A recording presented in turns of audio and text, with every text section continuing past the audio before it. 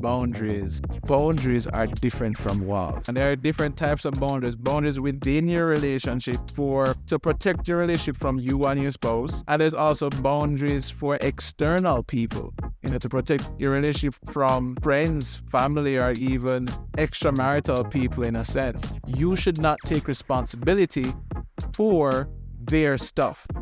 And they should not take responsibility for your stuff, right? Both of you need to own your stuff, being able to identify what is yours and what is your partner's, and if they can do the same, you'll find that now your conversations become a lot more mature and resolving conflict becomes a lot easier. Yo, big up yourself. Welcome back to another episode of the worst relationship advice ever. You should not listen to me because it's possibly pure rubbish me a talk, you understand? And so today's episode, we're going to be looking at boundaries. Coming off of the previous episodes talking about, abstinence makes sense. Some of you may be having some difficulty setting boundaries in your relationship as you seek to cultivate healthy relationships, right? Now, I didn't know the importance of boundaries until probably after my marriage. When I was sitting down and reflecting on some things, seeing how I could have probably done things differently, said things differently, how I could have approached the whole thing differently to probably guarantee success. That's when I really started to notice, to take note of boundaries. My brethren would have recommended to me a book, Boundaries in Marriage, and through reading that book, I became a lot more aware of boundaries, But there are levels to the thing, man. There are different types of boundaries. Boundaries within your relationship, to protect your relationship from you and your spouse. And there's also boundaries for external people, to protect your relationship from friends, family, or even extramarital people in a sense, And so what I want to do in today's episode is to get into the basics of boundaries, because once you grasp the basics, then you can build the other levels of boundaries on top of that. So, one basic principle about boundaries is to be able to identify where you begin, where you end, where your partner begins, and where they end. Because one of the issues that many of us face in our relationship and why conflict is so difficult to resolve is because a lot of times the lines are blurred between what is mine and what belongs to my partner. And we have to be able to delineate those things in order to make proper decisions and to resolve conflict effectively.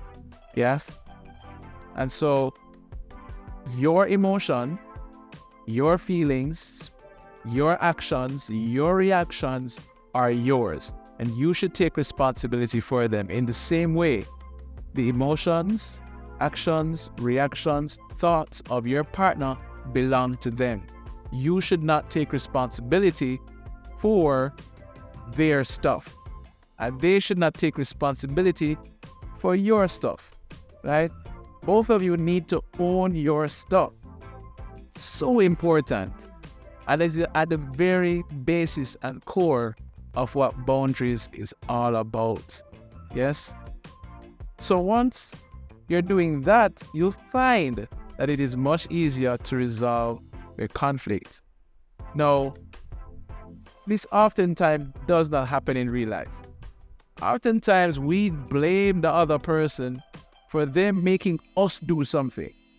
Oh, I didn't wash the dishes because you didn't put the dishes in the sink. Or I'm not having sex with you because you smell bad. Or I did not take the trash out because you didn't watch the movie with me last night. Oftentimes we do this tit for tat thing, and we may blame our attitude or our actions on what somebody else may have done to trigger us. Now, the truth is, most of the times in our relationships, we do things that trigger each other unknowingly. For example, a guy can trigger his wife by sitting down and watching TV or playing video games for 2 hours straight. Let's say there is enjoying a nice Sunday afternoon of playing video games. And the wife comes at him and saying, "You're gonna sit here and play games all day? Look at this place, it's a mess, you should do something about it." She attacks him while he's in his relaxation zone, right? And so what he did was triggering for her. Now, an example of him taking responsibility for her action is like over apologizing and trying now to fix his behavior so that it doesn't upset her anymore. And really, he was just resting. It's not that he was lazy. Probably he was just tired from a week of work and was just blowing off some steam, just relaxing. And it was triggering for her, possibly because in her past, when she tried to rest, her parent would have told her that she needs to get up off of her lazy butt and do some work in the house. And so you'll find that in our relationships, we often bring traumas and hurts and pains and certain behaviors from either previous relationships or from our childhood. And we often don't recognize this, we don't notice it. And it's causing a negative impact on our relationships today, and we're not able to identify why. Yeah? And so it's important that we understand that our partner's reaction to our action is not our responsibility. Now, it's perfectly fine to take responsibility for our action. If we genuinely feel that there's something wrong with our action, then we should address it, we should fix it.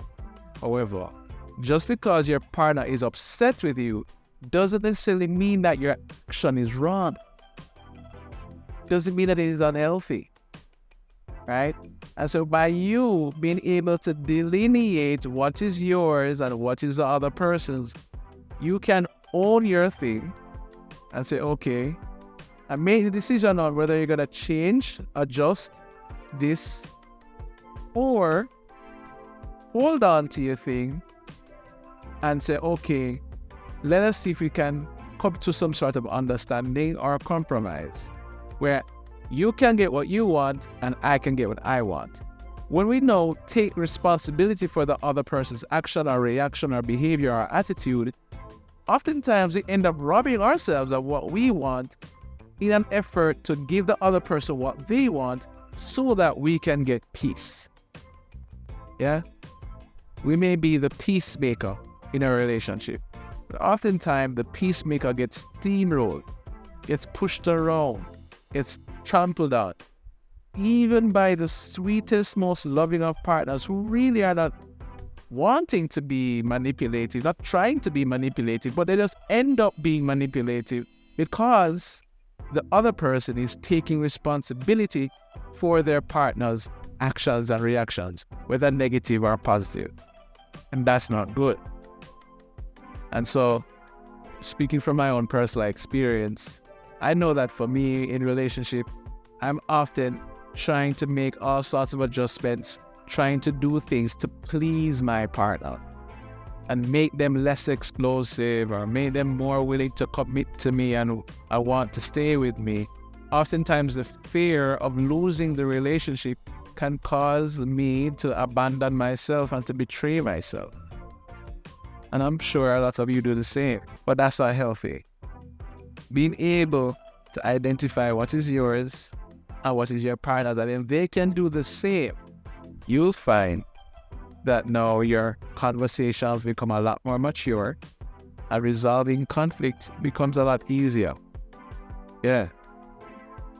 And so I'll definitely be diving deeper into, conflict resolution, as I've opened up that in the previous season, talking about conflict resolution, but now we're just focusing more so on boundaries, right?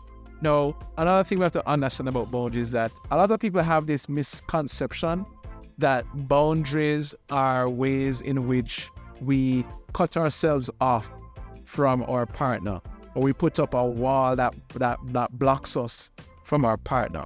No. Boundaries are different from walls. I would say, in a physical sense, a boundary is like a chain link fence. So it's a fence that is there. You can still see your partner. You can still hear your partner.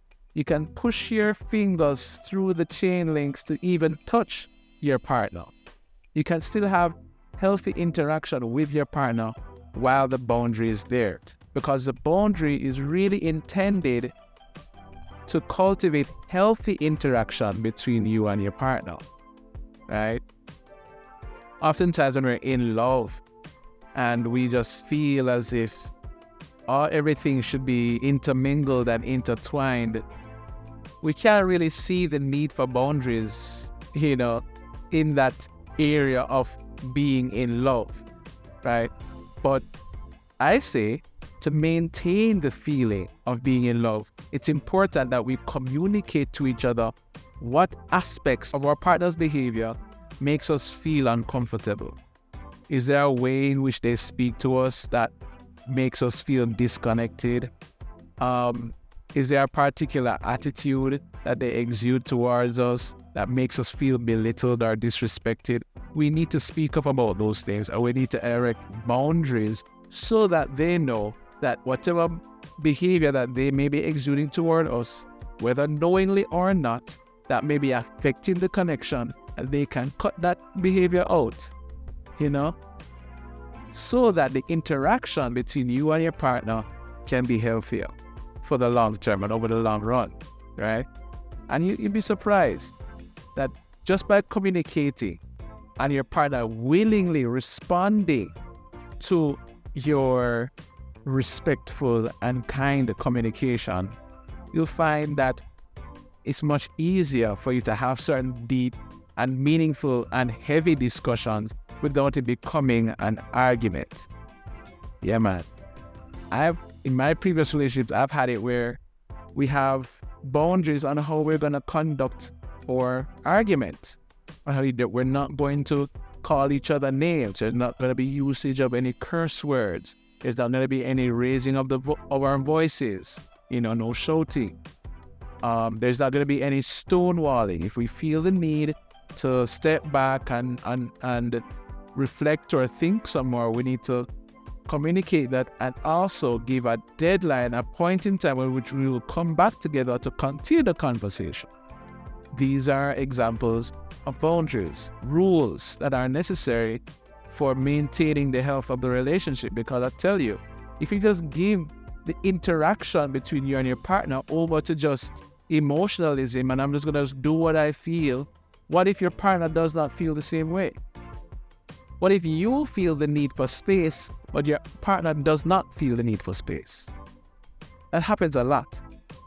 You hear them talking about, avoidant people and anxious attachment styles. There's certain things I've come across recently in the psychological space on social media, where an avoidant person is very much likely to step away from engaging with their partner if they feel overwhelmed. And if they can't perceive that there's any resolution to the conflict, they may step away indefinitely, like not actually try to resolve the thing. While the anxious person now is feeling as if their partner is being neglectful, is being selfish with regards to how they are showing up in the relationship because they're pulling away. When really and truly they're trying to preserve the connection by not engaging anymore.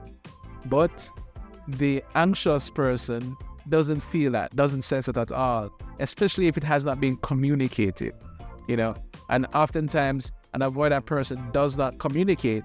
Why is it that they're stepping back?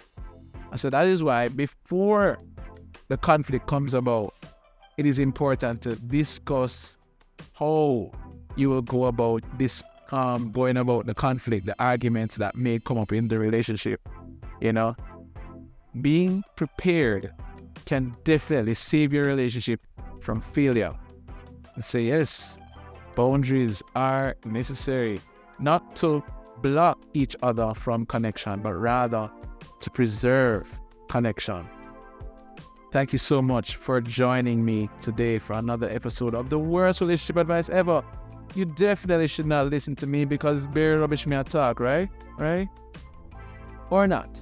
Probably it makes sense. Probably it's some good stuff that you can apply to your life as you grow in love with your partner. Yes, blessings to you and your family. Please share this with your friends and family.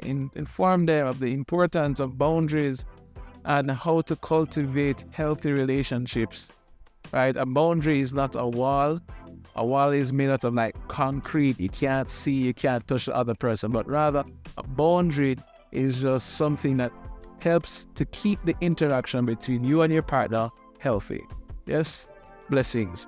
More on this topic in the next episode. Later.